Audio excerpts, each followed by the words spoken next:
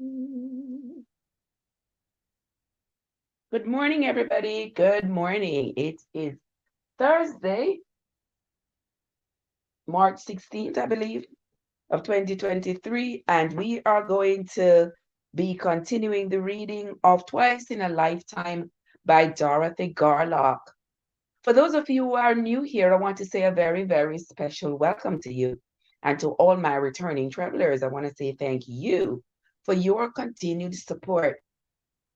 Now, if you were with me yesterday when we read chapters, um, I think it was 2021 and 22, you would have heard where Clara and Drake finally took their relationship to the next level. And just as that happened, the sheriff is there to arrest Drake.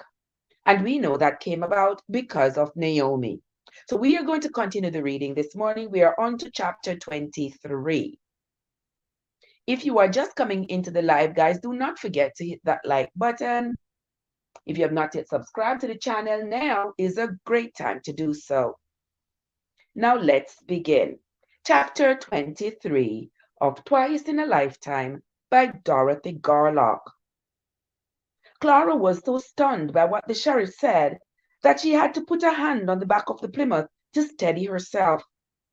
She wondered if she hadn't misheard, if there was another, more believable explanation for the lawman's presence. But as she looked from one man to the other, both of their faces grim, she knew there was no misunderstanding. Bonjour, madame, comment ça va? Let me make myself clear, Sheriff Oglesby explained. I'm not looking to put you in handcuffs or make a big scene. That don't do any of us a lick of good. Until I can sort out what happened, you won't be charged. But until then, you are going to be sitting in a jail cell. OMG. The lawman nodded. There's no other choice. I can't just let you walk free, not with what you have been accused of doing. And what is that? Clara asked, as confused as she was frightened. It was Drake who answered. Naomi says that I attacked her, he explained. And this two-bit tin horn actually believes her story. Isn't that right? Right now, it's too soon to say which version is the truth, Sheriff Oglesby answered, not acting the least bit put out by Drake's insult. But Naomi claims you grabbed her wrist, hauled her into the parking lot, and tried to force her into your car. Oh my gosh. She says that when she wouldn't do what you wanted, you got angry and smacked her around a little. Clara listened in disbelief. What Frank Oglesby was saying was completely different from what Drake had told her. It was impossible. It sounded nothing like the man she knew and loved. I grabbed her wrist when she came after me, Drake angrily defended himself. The second time she did it, I pushed her and she fell. All Naomi has to explain about is a bruised ass. Her face, her face says otherwise. What are you talking about? Drake asked. She was fine when I left the bar, mad as hell, but she wasn't hurt. When she came to see me, she had a bruise the size of an apple at the corner of her mouth, a split lip, and she was crying so hard that it wasn't easy to make out what she was saying. How do you suppose she got that way? Beats the hell out of me. The sheriff's eyes narrowed. Interesting choice of words. Come on now, Frank, Clara interjected. Drake didn't do anything wrong. You don't know that for certain, he answered. Turning back to Drake, he asked, did you do any drinking tonight? I had one beer. The sheriff pointed at Drake's face. Way I heard it, you had plenty more than that. Enough to put you in a fighting mood. Drake's temper again flared. I was just sitting there, minding my own damn business, when this big lug walked up and decked me. Naomi said you came in and started pounding down drinks as fast as her father could pour them. And then you started getting too friendly with some woman. She said that Chet Miller tried to get you to stop, and that was when you attacked him. By the time the dust settled, you had given him one hell of a beating. It was then that Naomi's old man managed to throw you out. She's lying, Drake snapped. Go ask any of the other people who were there. They'll tell you. They'll tell you. Clara stepped between the two men in the hopes she might diffuse the rapidly growing tension. Surely you don't believe her, she said to the sheriff. If you'd seen her face. Everyone in town knows that Naomi is a liar, Clara continued, trying to convince him. It isn't as if Pastor Hendrickson filed a complaint. I can't dismiss her claim out of hand. Maybe there's another explanation. Like what? If things happened the way Drake says they did, then it would stand to reason that Naomi would be angry enough to try to get revenge, Clara suggested. Or maybe someone else hurt her. Someone like Tommy? The sheriff asked. Clara was taken aback. She thought back to when she had sat across the desk from sheriff after Tommy had been arrested. That morning, she had begged and pleaded, doing everything she could to convince him that her son was innocent. But now, Clara understood that she had failed. To Sheriff Oglesby, Tommy was always going to be under suspicion. That the lawman could even suggest that her son was capable of hurting someone, especially a woman, hurt her deeply. That's enough, Drake growled, putting his arm around Clara's shoulder, protecting her. Her son no more than hurt that woman than I did. Naomi is a liar. She might be, the sheriff agreed, but the only way to find out for certain is if you come with me and we sort it all out. I'm not going anywhere, Drake replied defiantly. With that, what little remained of the lawman's patience vanished. Making a show of it, Sheriff Oglesby snatched the handcuffs off his belt and held them up for both Drake and Clara to see. There's two ways we can do this, he exclaimed. Either you get in the car right now without any trouble, or you can keep arguing with me and I force you in there. I don't want this to get rough, but he didn't finish, but they knew what he was implying. I'm not sitting in a jail cell for something I didn't do, Drake repeated. Please, Frank, Clara pleaded. There has to be another way. The sheriff shook his head. I have to do this. I know it's nothing more than her word against his, but my hands are tied. There isn't anyone else who has stepped forward to say they saw what happened. There is now a voice spoke from the shadows near the garage. All three of them watched as a figure stepped into the bright glow of the sheriff's headlights. Clara gasped. It was Tommy. Drake was angry as hell. Talking with the sheriff had been a lesson in frustration. No matter what he said, the lawman wasn't listening. Early on, Drake had decided that he would never allow himself to be taken to jail. He didn't give a damn about tomorrow's race, the money that was on the line, or even standing before some small town judge. All that mattered was what it would look like to Clara. He wouldn't go, not now, not after what they had just done. Mostly, he was furious at himself. He should have known better. He should have expected Naomi to try to get back at him, and she had almost succeeded. But then Tommy had showed up.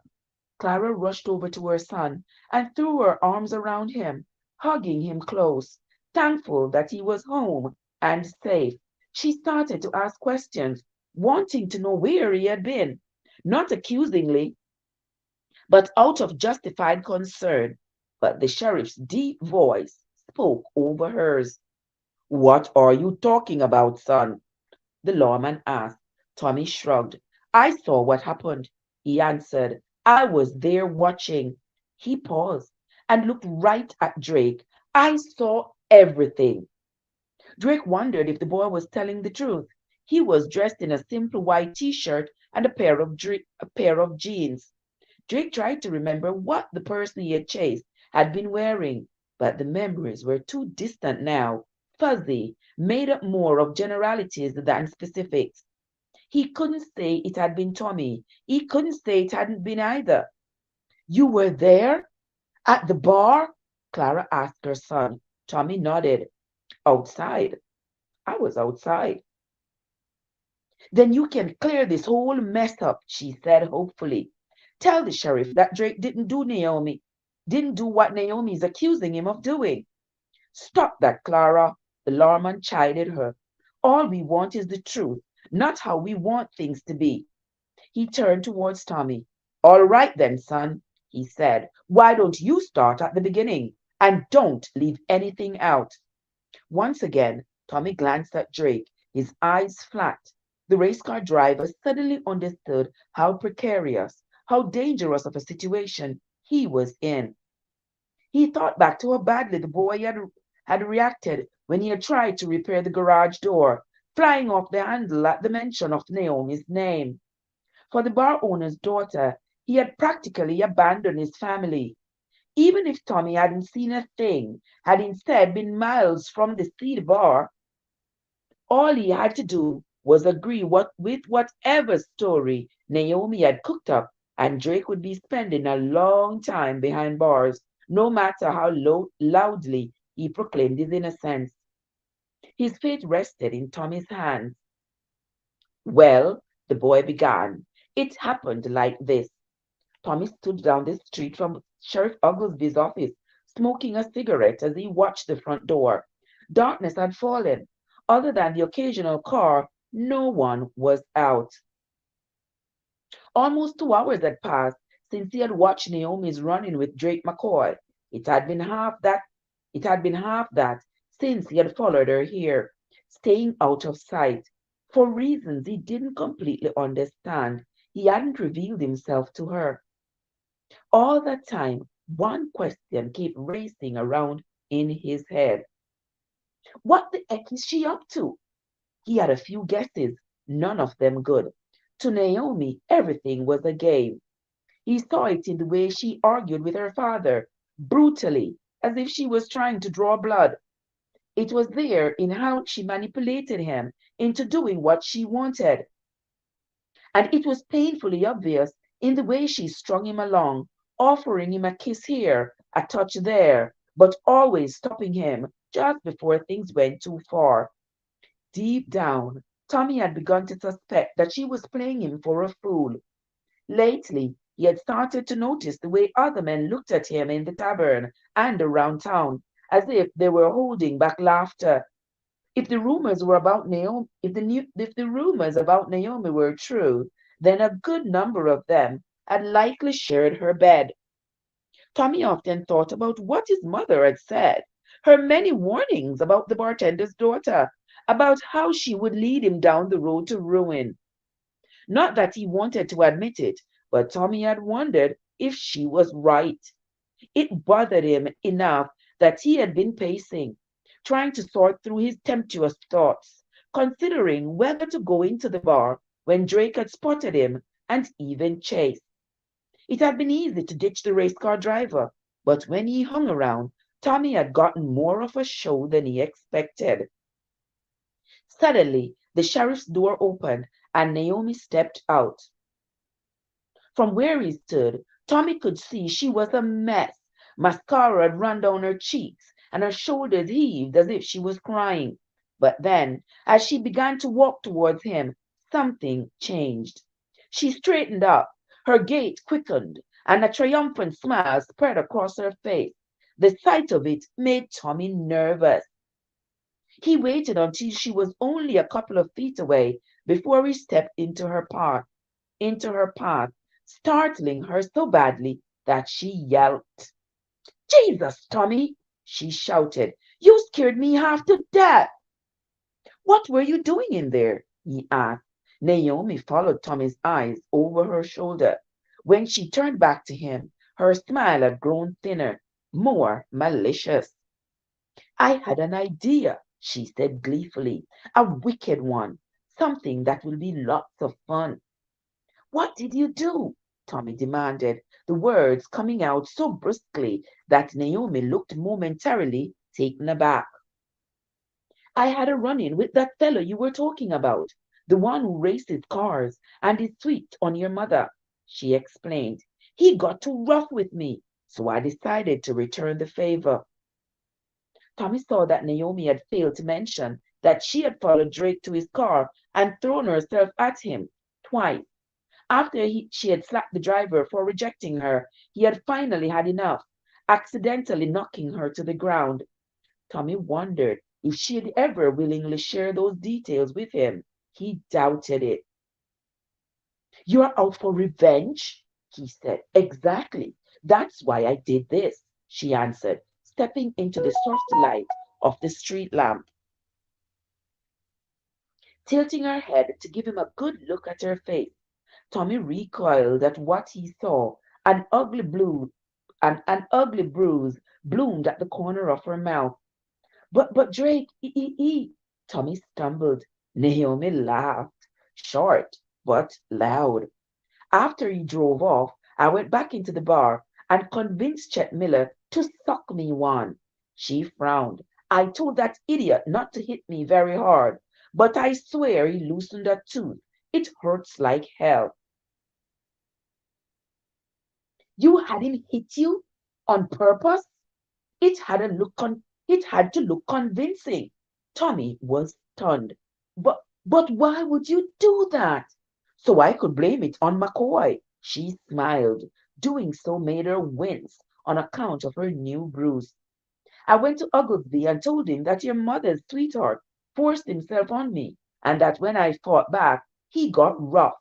Naomi's voice rose, as if she was particularly proud of herself.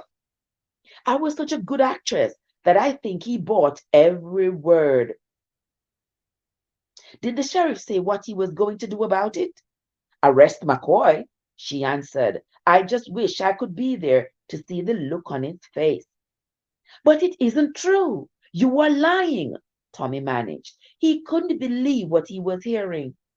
All the time they'd been together, Naomi had talked about how important her looks were, how she was beautiful enough to become a model or Hollywood starlet, that she would allow herself to be hit, for her face to be marred, just so she could have her revenge, showed how unhinged she had become. So what? She answered with a scowl. But then her anger suddenly vanished and her eyes grew wide, like she'd had a brilliant idea. You can help, Naomi declared. She grabbed Tommy's wrist and began pulling him towards the sheriff's office. We'll tell Oglesby that you were there, that you saw the whole thing.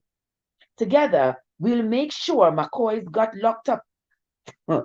Together, we'll make sure McCoy gets locked away for a very long time. Guys, you see how wickedness is? You see how people can plot against you and try to destroy your life? It, it was happening then and it's still happening now. We just have to be extremely cautious. And no matter how cautious we are, there's always the devil in the details.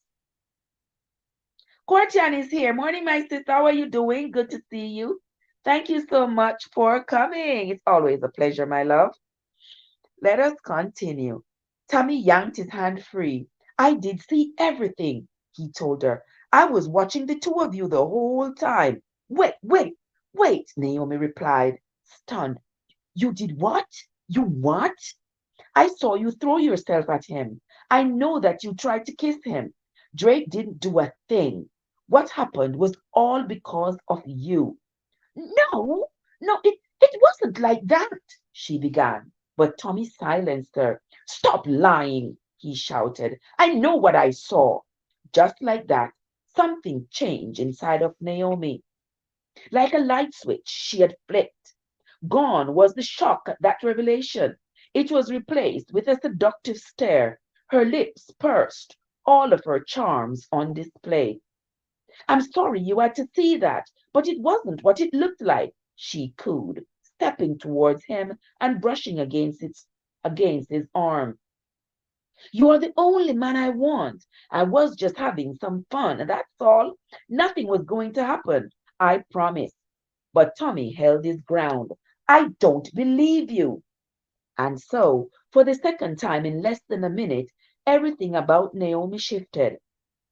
Her syrupy sweetness vanished in a flash, replaced with a bitter, nasty scowl. Her eyes went narrow and hard, and her nose crinkled up as if from disgust.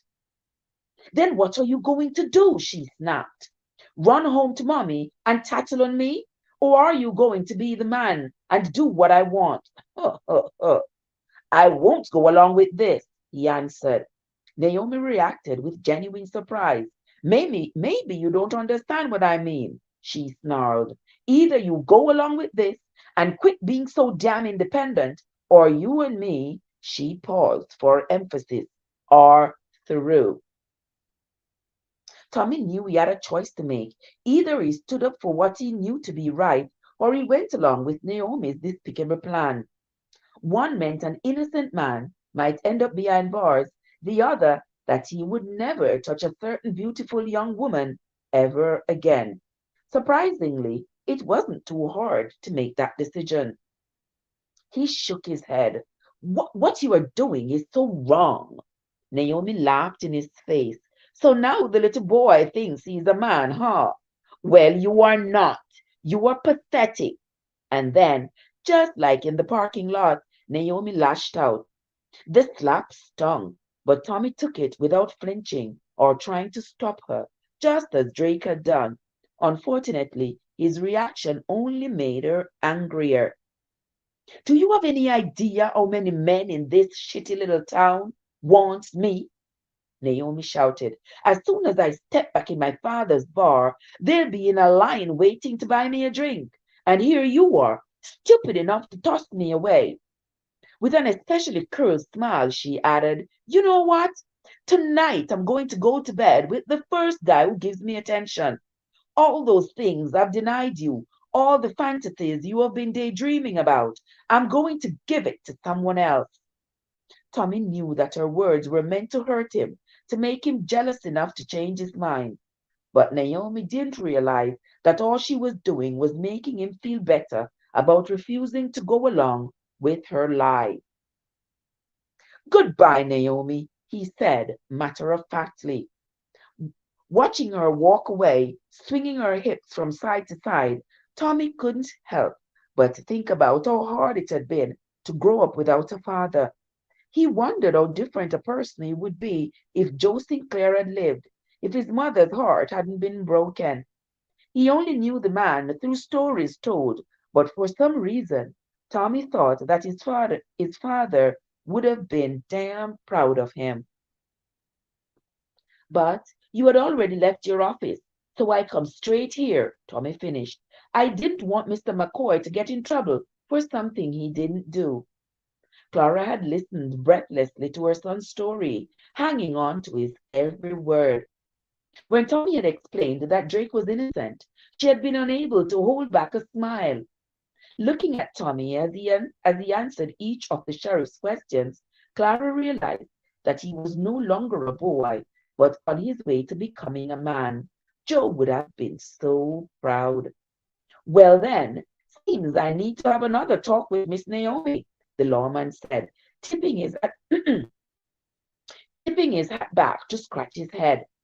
Don't be too hard on her, Tommy replied, his feelings for the bartender's daughter still strong enough that he wanted to protect her, even just a bit. I reckon this means I'm going to go free, Drake interjected. Sheriff Oglesby nodded. It's all right, so long as you are not planning to leave town. I might have more questions. Clara looked at Drake. When his eyes found hers, she knew just what he was thinking. Beginning with an innocent meeting, their lives had become entwined, moving farther together. There was still much to be done, many questions to be answered, plenty of details to be sorted out, from telling Tommy about their relationship to getting Drake's garage up and running, and especially to settling matters with Eddie. But she still felt hopeful for the first time in forever. Drake smiled. I'm not going anywhere, he said. Welcome into the live, guys. Thank you so much for coming. Thank you so much for joining me as I read this book, Twice in a Lifetime by Dorothy Garlock. This book is pretty interesting, and I am so happy to read it for you. And I hope that you all are enjoying me read this book as much as I am enjoying reading it for us. We are now on to chapter 25. No, 24. 24, forgive me. Chapter 24. Are you sure you are all right? God damn it! How many times are you gonna ask me the same damn thing? What do I look like? I got one foot in the grave or something? Drake wasn't sure if Amos wanted an honest answer. The mechanic was a mess. Deep, dark circles underlined his watery, bloodshot eyes. His skin was pale as a sheet and sweaty. Occasionally, his hands would shake, like that of an old, much older man. To make matters worse, he was as ornery as a bear that had been awoken 2 months early from its hibernation, liable to bite the head off anyone who wandered too close. Now that Drake thought about it, he realized that Amos had been steadily getting worse ever since they had arrived in town. When this is over, let's get you to the doctor, he said. The only thing we are going to do when this race is run is get the hell out of this town. Amos snapped angrily. In reply, Drake frowned. Every time he tried to talk to the mechanic about his decision to give up racing, to stay in Sunset and start a new life with Clara, something got in the way. Just last night, when he had left Clara to be alone with her son, Drake had thought he'd finally have a chance. But when he had gotten back to the hotel, Amos had been snoring loud enough to be heard in the hallway. So it had to wait again. Not that there was going to be any surprise in how his friend would react. Amos would rant and rave until he was purple in the face. But Drake had made up his mind. He wanted Clara. One partnership would end as another would begin. So he and Amos would talk after the race, no matter what. The dirt road was just as it had been the day of Drake's defeat, though it looked as if the trees that hemmed in the two cars had sprouted new leaves. Sitting in the Plymouth, he felt the power of the car's engine. It rumbled in his hands as he held the steering wheel. The Chrysler idled beside him. Its younger driver looked cockier than ever, grinning like the cat that swallowed the canary, giving a short nod to Drake when their eyes met. He think he's got that leg in the bag, Amos observed. I suppose I gave him a reason to be confident. He can choke on it, the mechanic spat. You show his old man our money. He would be here if I hadn't. Beating us made that bastard the cock of a walk. He's strutting round like he's the mayor or something. The higher they climb, the farther you have to fall. The hell with that mumbo jumbo, Amos growled. Just make sure you get out in front before the curve this time. But then, just as the two men began to go over their strategy, Drake noticed a familiar pickup truck pulled up beside the track. Clara soon got out. When she had asked him if she could come watch, Drake had readily agreed. After all, it might be the one and only chance she would have to see him race. The Chrysler's driver had attracted a much larger crowd, a couple dozen cars worth. So it was nice to have someone besides Amos there rooting for him. Unfortunately, his friend didn't see it the same way. Sweet Mother Mary and Joseph, Amos groaned when they saw Clara. What in the hell's the weather doing here? As if you ain't got enough on your mind.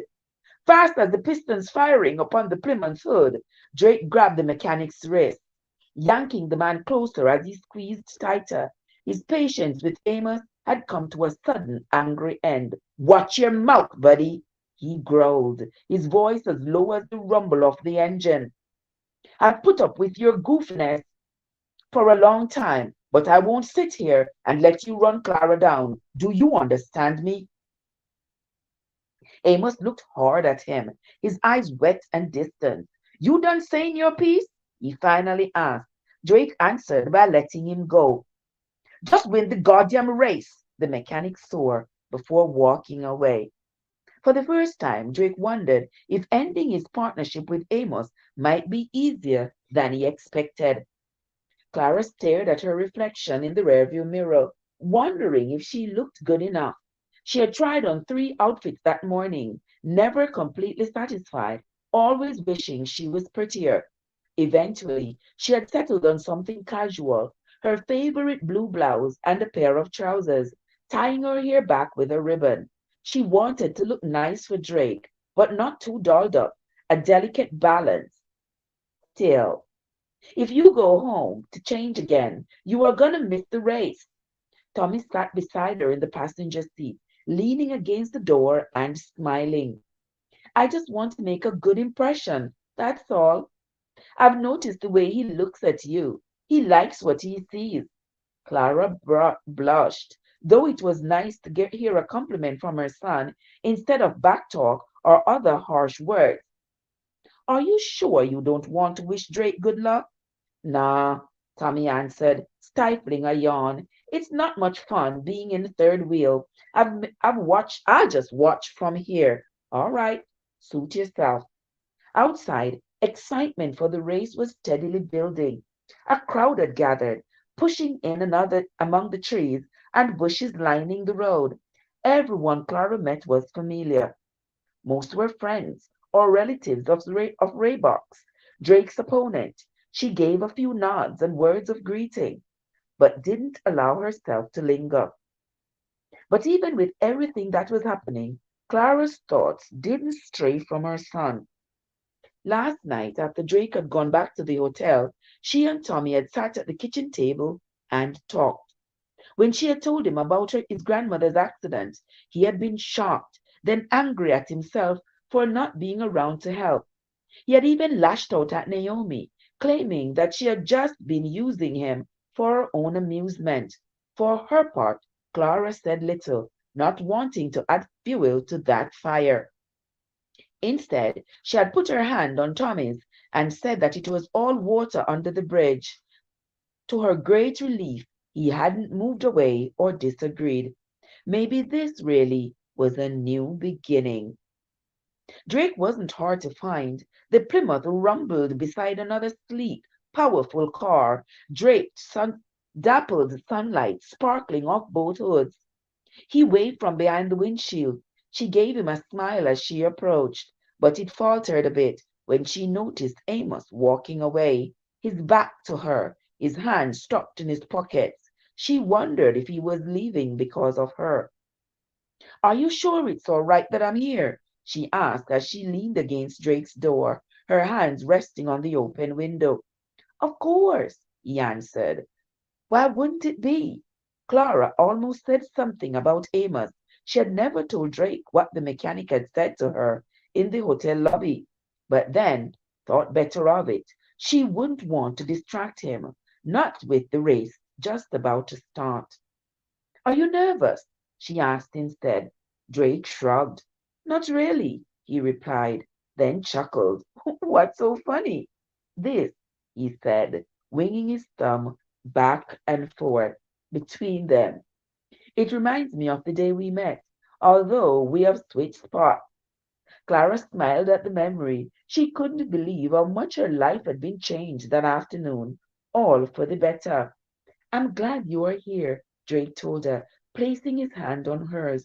Me too. She looked into his face and saw his own happiness reflected back at her.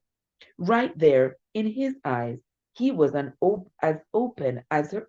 He was as open to her as a book. She could read about what had happened between them, as well as what was to come, their yesterdays and tomorrows, but especially about their love. He grinned and moved. He grinned, and some of his wrinkles vanished, although others appeared around his eyes. She found him devilishly handsome, with or without those wrinkles. The other car's engine revved loudly, breaking the spell that had momentarily enchanted them, though Drake never let go of her hand. Are you here by yourself? He asked. Clara shook her head. Tommy's back at the truck. My mother said she wasn't up to it, but I think she just wanted us to have some time together. How are things going? I hope. I keep worrying that I'll say the wrong thing and it will go back to the way it's been, she said. But so far, so good. Maybe what happened with Naomi screwed his head on straighter. Would be nice if something good came out of that mess, Drake said, then grinned a bit mischievously. Speaking of last night, you all remember what happened last night? All right, between the two of them. Clara blushed like she was 16. Being with you like that, he told her, it was like something out of a dream, only better. Clara was certain Drake believed his words, but something still nagged at her, the thinnest thread of doubt. She motioned across the Plymouth hood to the crowd. Are you sure you want to walk away from all of this? For you, I'll give up anything. With another sly smile, he added, I suppose I've even swear off sardine sandwiches. I'm honored. She played along, his humor putting her at ease. You should be, Drake joked. After I've had a 10, only living things that want to kiss me are the neighborhood cats. Once again, the other driver revved his engine. Then he gave his horn a sharp honk. They looked up to see Amos and Felton Barks, Ray's father, standing in the middle of the road. From the way they were shooing people towards the trees, it was clear the race was about to begin. Clara turned back to Drake. Good luck, she told him. This is for us, he replied. The money I stand to win goes towards getting you out from under Eddie's thumb for good. I promise. Clara could no longer resist the urge to kiss him. She leaned inside the Plymouth and found Drake's lips.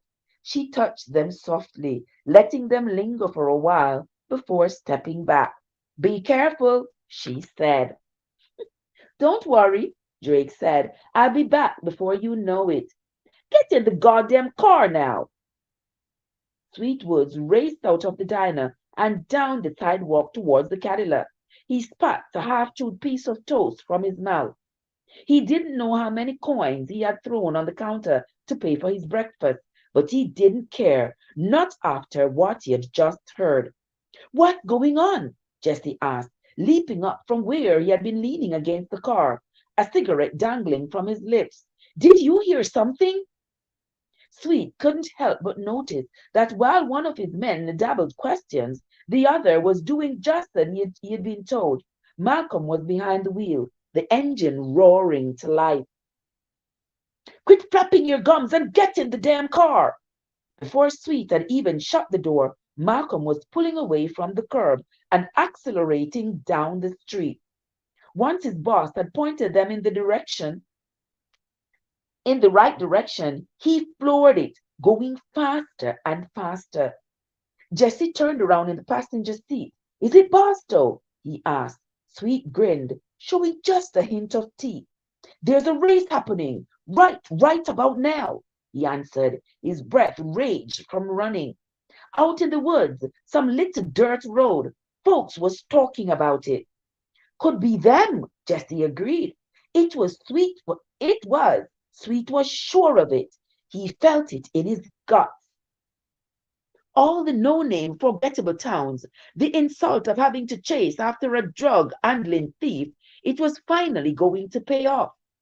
Once they made it to the race, once he saw Barstow with his own two eyes, he was never letting the man out of his sight ever again. Not until he had what was rightfully his. Not until the bastard was dead. This time, when the handkerchief dropped, Drake was ready, one hand on the Plymouth's gearshift, the other on the steering wheel. He pressed down on the gas, not so hard as to make the tires spin wildly in dirt, but hard enough to blow off the line and take an early lead. Within seconds, the crowd was already behind him. Not that Drake noticed.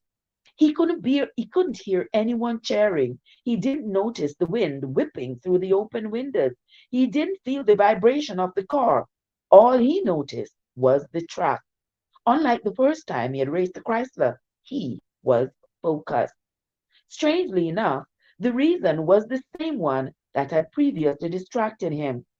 It was because of Clara. Before, he hadn't been there to watch, but had been present all the time, at the edge of his at the edge of his thoughts, making his mind wander. But now Clara gave him strength. It didn't matter that she was somewhere behind him. She was also waiting across the finish line, because a brighter future with her was what he stood to win. Drake fluidly shifted the Plymouth from one gear to the next, taking the lead. Unfortunately, he still wasn't as far as he had wanted. The Chrysler hung close, half a length behind. Just like in the first race, the Plymouth was on the left. Farther down the track, the route curved to the right, meaning that if Drake wanted to win, he needed to be safely out in front before the final sprint to the covered bridge. He needed more, and he needed it quick. Come on, girl, he coaxed. Give me everything you've got. The tires pounded over sticks and rocks and ruts in the road. Trees and bushes whipped up by a blur. The engine roared like a wild animal, straining for ever greater speeds. Drake had the sudden hope that, as grouchy as Amos had been, he still knew what he was doing under the hood. Up ahead, he saw the curve approaching. Glancing inside the side mirror, Drake seized up his lead. Now, at just less than a full car length, not much, but enough to justify taking a risk. Slowly but deliberately, he eased the Plymouth to the right, hoping to force the Chrysler to slow, trapped between Drake and the woods. Back off, he said, staring in the mirror. Suddenly, Drake felt a hard crack against his passenger rear panel. The Chrysler had fallen back, but not quick enough. The two cars had collided. Instantly, the Plymouth felt loose in his hands, fishtailing slightly and threatening to get away from him. With a practiced hand, Drake turned the wheel into the slide, backed off the gas, silently sprayed the wheels would re- silently prayed that the wheels would regain their purchase, and held his breath as his heart crashed around in his chest. Seconds passed, but they felt like eternity. Finally, the Plymouth held the road and Drake jammed the pedal to the floor. The danger passed. Amazingly, he still held his lead, now fully out in front. Yes! He shouted at the top of his lungs, but then fell silent. This wasn't the time for celebration, not with so much of the race left to run. Now firmly behind, the other driver pushed the Chrysler hard, as if it was a prized thoroughbred. He fainted to his left. He fainted to his left before whipping around to the right, probing for an opening. For his part, Drake kept one eye on the road and the other on his mirrors, moving back and forth, blocking each attempt. He was calm, collected, and had been there before. He doubted his opponent, as skilled as he was, could say the same, and imagined he had started to worry, sweating from more than the heat. Truthfully, Drake didn't give a damn about the other driver.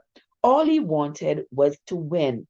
For himself, for his future, for Clara. Up ahead, the bridge came into view. The Chrysler's actions grew more frantic, and its driver even knocked up against the Plymouth's bumper. But Drake wasn't bothered. Days earlier, he had been in the same desperate position. Back off, kid, he said with a grin. I know you may not want to admit it, but this race is over. Amazingly, it was as if the other driver had heard him. The Chrysler suddenly fell back, finally accepting defeat. The Plymouth sped across the covered bridge. The roar the roar of its engine echoing off the walls, the wooden planks singing beneath its tires, and Drake adding to the strange symphony by blasting the horn, celebrating and retiring at the same time. He had won. AG Born Jamaica is in the house. AG, I was driving through Georgia with you this morning. Yeah, I was. I know that the video is a few days old, but I don't know what is it about driving videos. You want to see me sometimes on YouTube, just watching, just driving videos, people just driving, the trees moving, people moving, cars moving. I just sitting there watching, like, I don't know. I think it's the crazy in me. I think it awakens the crazy in me. Well, good morning, my brother. Good to see you. I hope you're having a fabulous day. Thank you so much for coming, as always, my love. I appreciate your love and your support. I appreciate it. Now we have read, oh my gosh, I can't wait for this book to finish.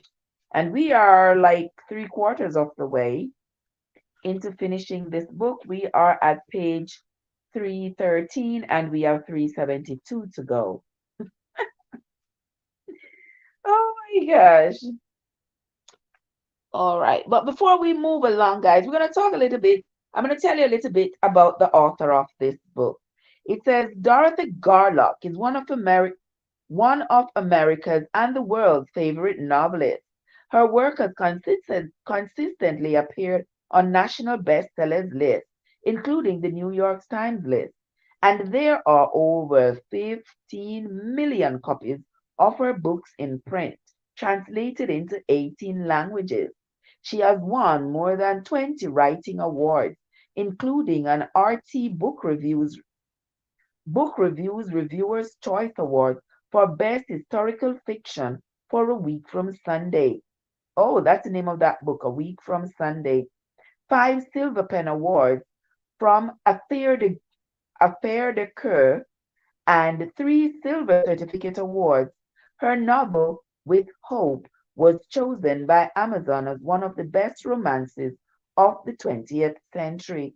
After retiring as a news reporter and bookkeeper in 1978, she began her career as a novelist with the publication of Love and Cherish. She lives in Clear Lake, Iowa. You can visit her website at dorothygarlock.com. Yeah, we are just about three-fourths of the book, or yeah, a little over that. Yep, we got a little ways to go. Not far, just a few more pages. We just finished 312 and we got 372 to go. So that's 12, 22, 32, 42, 52, 62, 72, 60 pages to go. And then we will be done. All right. Do we have enough time? All right, we have enough time to read one more chapter. So we're going to move on to chapter 25. I want to hear what happens right after he wins the race, what Amos got to say, and I want to see whether or not Sweet has caught up with them. Drake drove the Plymouth back to the starting line and again parked beside the Chrysler. The crowd had thinned, and most of those who were left wore long faces, disappointed that their driver had lost. In contrast, Clara and Tommy stood just off the track, flashing excited smiles. He waved, ready to celebrate, but then Drake noticed the other driver heading his way. The man's face creased by a deep frown. Oh, hell, Drake said, anticipating trouble. There were a few things he hated more than a run-in with a sore loser. He got out of the Plymouth, bracing himself for an argument or worse, but was surprised when instead the driver extended his hand.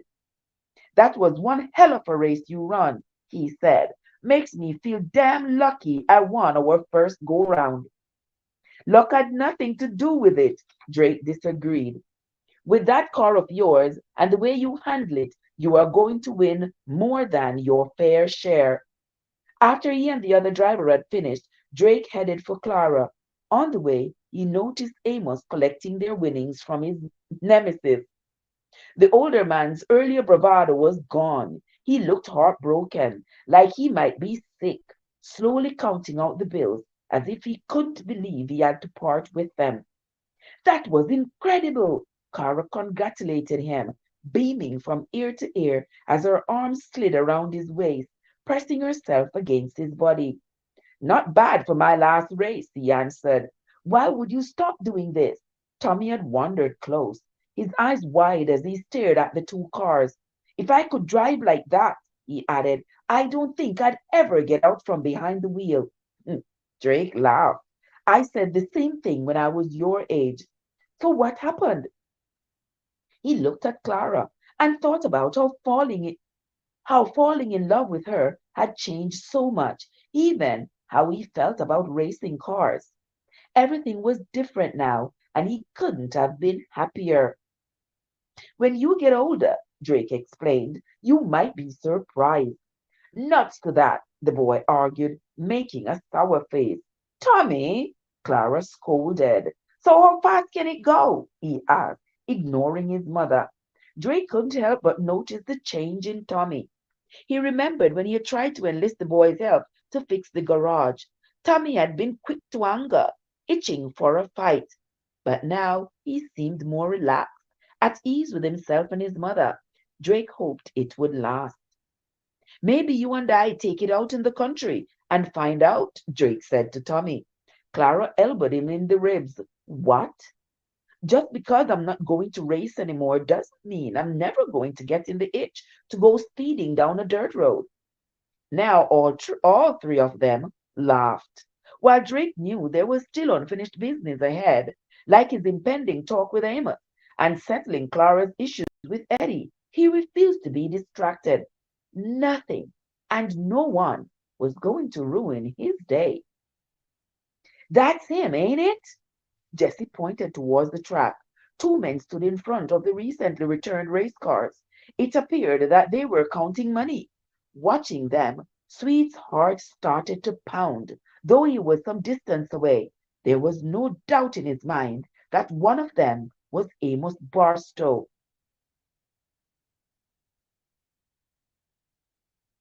The same son of a bitch who had stolen his money and drugs and then led them on a wild goose chase through the backwaters of Missouri. It's Barstow, all right. Jesse let out a sigh of relief. Good thing we were here when we did, he said. Any later, and he might have given us the slip. Even though Malcolm had driven like a bat out of hell, they had arrived too late to see the race. Cars and trucks had lined the road, were pulled down into ditches, and had parked between bushes, anywhere they could fit. Malcolm rolled the Cadillac slowly past as they looked closely at every vehicle, at each face, searching for the mechanic.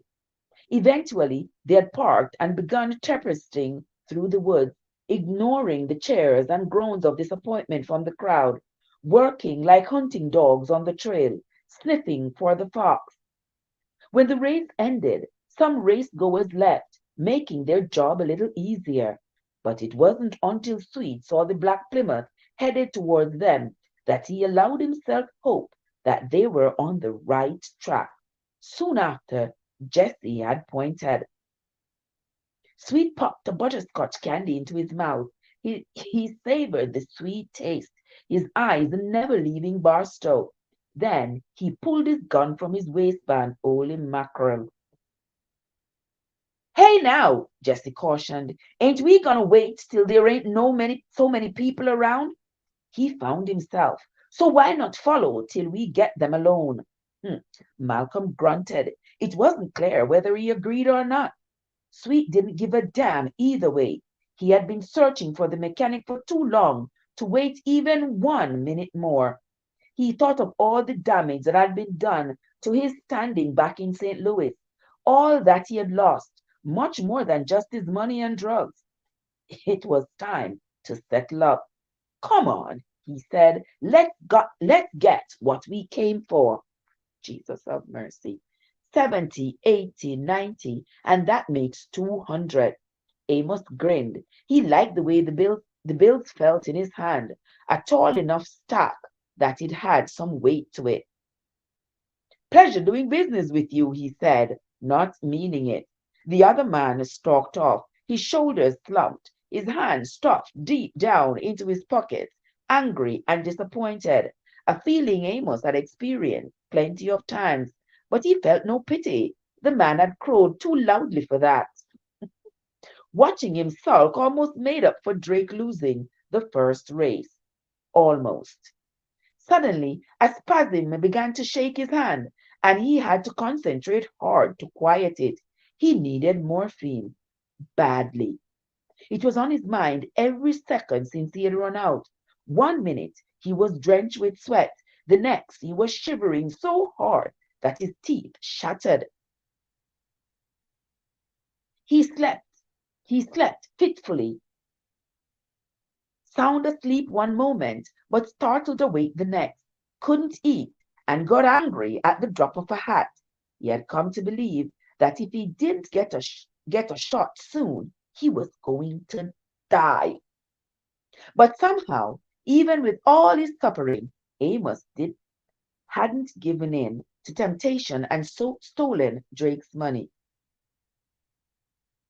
Oh, good. He hadn't given in to the temptation.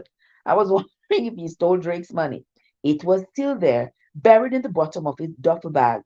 3 times now, he had taken it out and counted the stacks, far more money than he had ever held, and considered leaving his troubles behind. But every time he had put it all back, ashamed of his behavior. In the end, his friendship with Drake had triumphed over his addiction, even if it had only been by the skin of his teeth. Though he wasn't out of the woods yet, Amos still needed the sweet kiss morphine gave him. He wanted it more than ever, and that was why they needed to get the hell out of this little town and go somewhere he could score. With money in his pocket, he could buy whatever he desired. Maybe he and Drake would go to Kansas City, maybe down to either Springfield or Joplin. Hell, he'd even go back to St. Louis if there was no other choice, although he didn't like the idea of getting too close to Sweet Woods. There was no telling what that lowlife would do if he caught sight of him. Good thing that ain't gonna happen, he mumbled. But then, just as he was about to go tell Drake that it was time to head back to the hotel, get their things, and finally leave this god-forsaken place, Amos saw 3 men walking towards him. He froze, his eyes blinking rapidly, thinking it was a mirage induced by morphine withdrawal. But as seconds ticked by and the terrible sight remained, he knew that it was unbelievably, horrifyingly real. It was Sweetwoods and his men. They had tracked him down, and so Amos did the only thing that made any sense to him. He ran.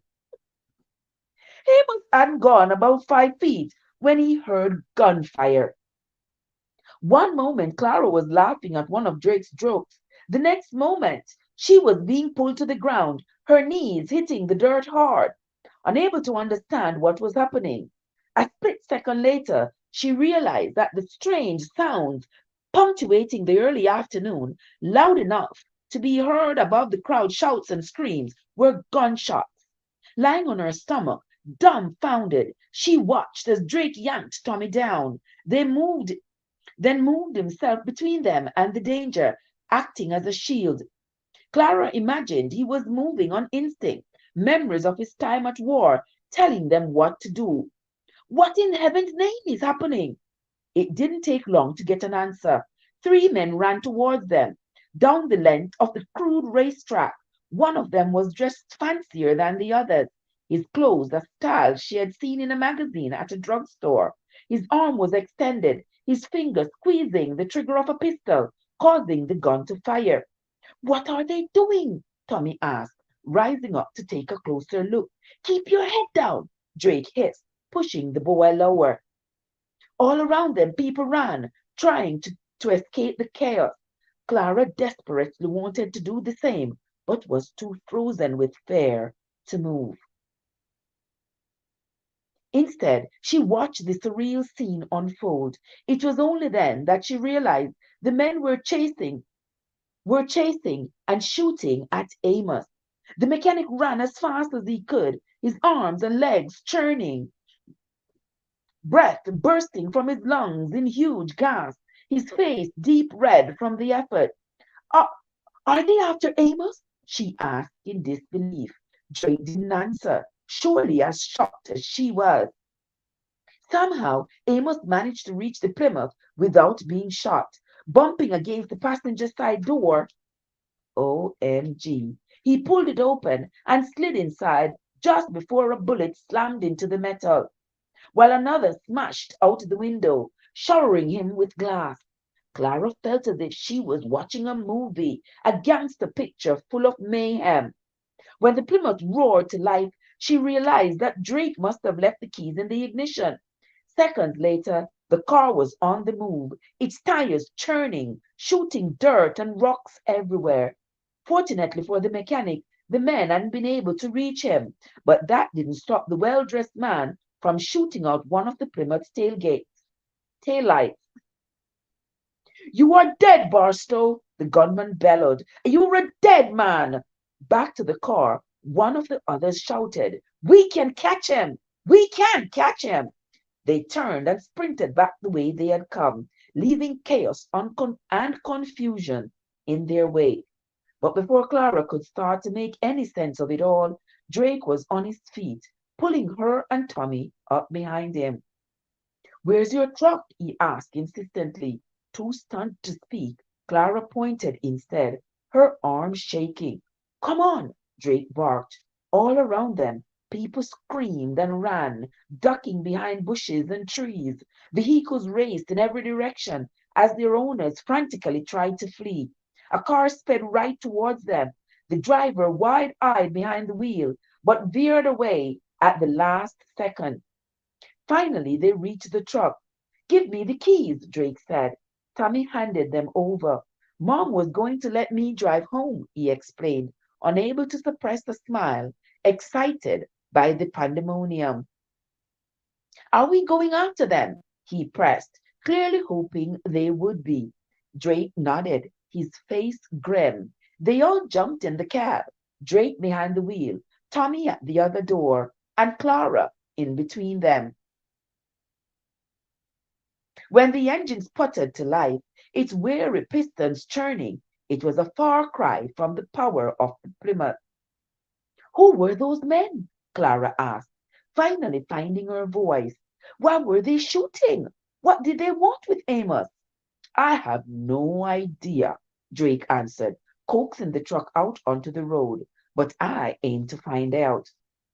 Drake pulled around the corner from the hotel's front entrance and parked. Looking back over his shoulder, he could see the Plymouth sitting against the curb at an odd angle, as if it had skidded there. His hunch had been that Amos would return there, looking for somewhere to hide, the only place in Sunset that he knew. Fortunately, he had been right. Still, he had no answers to the questions swimming around in his head. A couple of other cars were parked nearby. Some he recognized and others he didn't. But of those, he didn't know if one belonged to the mystery men. He hadn't gotten a look at what they were driving. Do you think they are here? Tommy asked, still bubbling with excitement. He hadn't stopped talking the whole way back to town. Holy mackerel. Drake shook his head. I don't know, he answered. Maybe. Then what are we waiting for? Let's go take a look. The boy replied as he started to open the door. No! Clara and Drake both shouted at the same time. It's too dangerous to go in there, his mother explained. For any of us, the only thing we should do is fetch the sheriff. He'll know what to do. There isn't time, Drake disagreed. By the time we brought him back, Amos could be dead. We can't take the risk. So what are we going to do? You two stay here, he answered. I'm going inside. Drake, no! Clara shouted, grabbing his arm. Her voice was full of fear and worry. They have a gun. I can't just sit here. Amos is my friend. I won't abandon him to those thugs. To soothe her, he added, I'll be careful. I promise. Clara still didn't look happy, but she gave no more arguments. Drake got out of the truck and squinted up to the hotel through the afternoon sun. From outside, everything was quiet, just another day. But who knew what was going on inside? Suddenly, he had a thought. Once I'm gone, turn the truck around so that it's facing towards Main Street, he explained. That way, if we need to get out of here in a hurry, we'll be pointed in the right direction. Clara slid behind the wheel, unable to resist the urge, and not completely ignorant of the danger he was putting himself in. Drake leaned down and gave her a gentle kiss. She didn't shy away from his affection, even with Tommy beside her. Be careful, she told him for the second time that day. It'll be all right, he answered. Drake could only hope that he was telling her the truth. Amos reached the top of the hotel stairs, drenched in sweat and breathing so hard that he felt faint. Panic gripped him tight, strangling his nerves. He knew that being here was a mistake, that he should have driven far away as far as and as fast as possible, letting his God-forsaken place dwindle in the Plymouth's rearview mirror. But he couldn't leave, not yet, not without the money. I need Drake's cash. I won't survive 2 days without it. Digging into his pocket, he fumbled for the key. He dropped it on the floor. Then, once he had finally retrieved it, he struggled to get it into the door. After he had managed to insert it, he couldn't turn it in the lock. God damn it! He swore. When he heard it click, Amos shouldered the door open, and made a beeline for Drake's duffel bag. It was right where the driver had left it that morning. Before they are dispatched for the race, Amos had suggested that they check out of the hotel and take their things with them. But Drake had shook his head. He had insinuated that there was something else they needed to talk about. But Amos had been too grouchy at that point to listen. Now the mechanic knew he should have insisted. Rushing over, he snatched up the bag. Clinging to it was clinging to it as if it was his salvation, which he supposed it was. But then, just as he allowed himself to hope that he would get away, Amos heard something that made his sweat go cold as ice. What room is Barstow in? Someone shouted down in the lobby. Either you tell me, bitch, or I'll put a bullet between your eyes. Amos knew the voice from his nightmares. It was Sweetwood's. He and his men had caught up quicker than expected. Instantly, the mechanic knew he was trapped like a rat. He couldn't go back down the stairs, and it would only be a matter of seconds before the bloodthirsty drug dealer would be coming up after him. Frantically, he looked around, desperate for a way out. Then he saw it. Just outside the window was a fire escape. In a different, more rational time, Amos would have checked to see if the ladder went all the way to the ground, but he was too panicked for that. Frankly, plummeting a couple of doors and busting his head open on the concrete would be preferable to letting Sweets and his thugs get their hands on him. It would have to do. He had to get out of there. To hell with Sweets, to hell with this damn town, and to hell with Drake too. He wanted to live. As soon as Drake stepped into the lobby, he knew he had made a mistake. Outside, he had peered in the windows, listened by the door, considered going around the back way, but he had assumed that Amos had succeeded in giving his pursuers the slip. Unfortunately, he hadn't. 3 men stood at the front desk, the same ones who had tried to kill his friend. Every head in the room, including that of the hotel's terrified owner, turned to look at him. For a moment, no one moved. Then one of the men, the owner of the pistol, smiled. Well, well, well, he said with a chuckle. Look who we have here. Now that he was close up, now that he was close up, Drake took a long look at the strangers. The colorfully dressed one was clearly in charge, his mouth as loud as his taste in clothes. The thinner one to his side kept looking from his boss to Drake and back again as if he was a dog eager to please. The third stood silently, his eyes hooded, his hands hanging loose at his sides, sizing up the new arrival.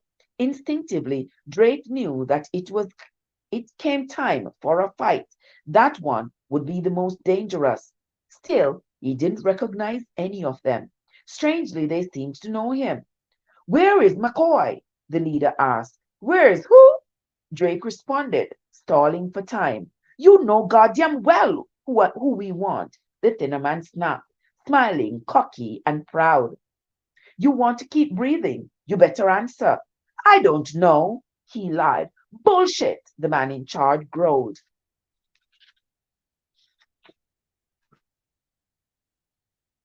He said it as angrily as it was threatening. Quiet, quiet Goon took a step forward as if he anticipated violence. I don't know what's going on, Drake said truthfully, trying to defuse the situation. What do you want with Amos? The two talkative members of the trio burst into laughter. Hilarious, the thin one guffawed. The nerve of you acting like you don't know what that son of a bitch took. You've been trappisting around with him for weeks now, the boss added, driving hundreds of miles from St. Louis, and you expect me to buy that you ain't got no idea what he's been up to? What kind of fool do you think I am? Drake was beginning to suspect that he was the fool. For some reason, these men had come after them. What had Amos stolen? This has to be some sort of misunderstanding, he offered. Just tell me what it is you think Amos has done, and maybe we can. The flamboyantly dressed man pointed his gun at Drake and cocked the hammer. The time for talking is over, he said. Either you tell me what room the two of you are in, or otherwise I'm gonna. But before the thug could finish his threat, they were all surprised by the sound of a Plymouth engine roaring to life. Seconds later, they watched, stunned, as the race car peeled away from the curb, its tires smoking as it sped out of sight. Somehow, Amos had gotten past them. Through those turbulent instances, Drake kept his cool head. With the criminals momentarily distracted, he knew that this was going to be his only chance to escape. A hallway run, a hallway run just off the lobby and towards the rear of the hotel. If he could just get around the corner, get back to Clara, he might be able to start piecing together what the hell was going on. And so, with the squeal of the Plymouth tires still shattering the afternoon's quiet, he made his move. Hey, hey, hey! The thin man shouted. He's getting away!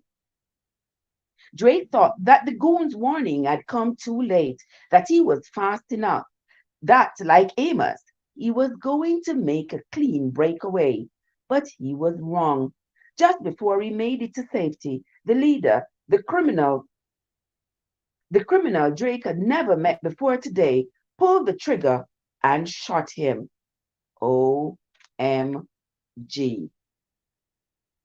All right, that's going to be it for the reading for today, gentle people.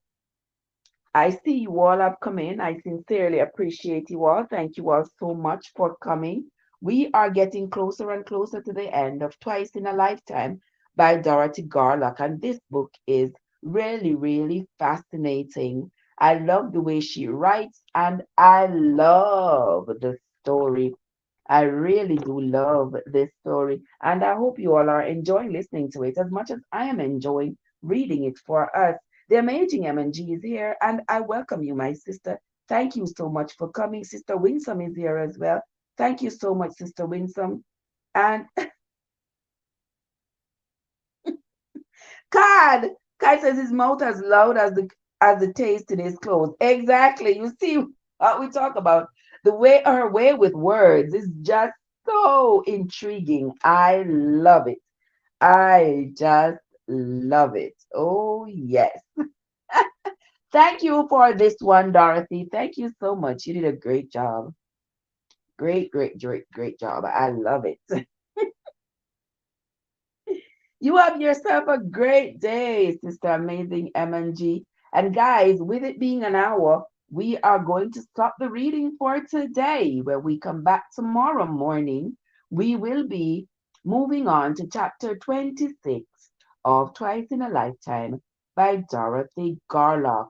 It's sad that at the end of chapter 25, Drake just got shot by Sweetwood.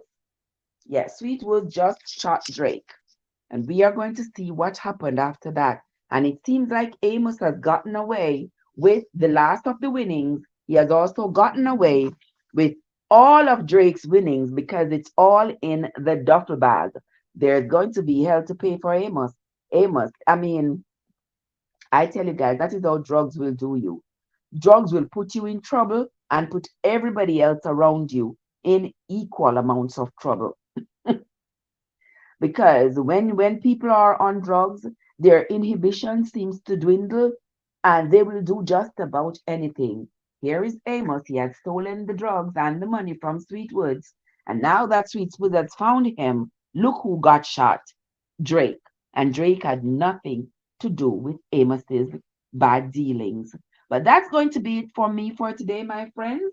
Until next time, this is Trev from Trebessons, where your journey matters. Have yourselves a great day, my friends.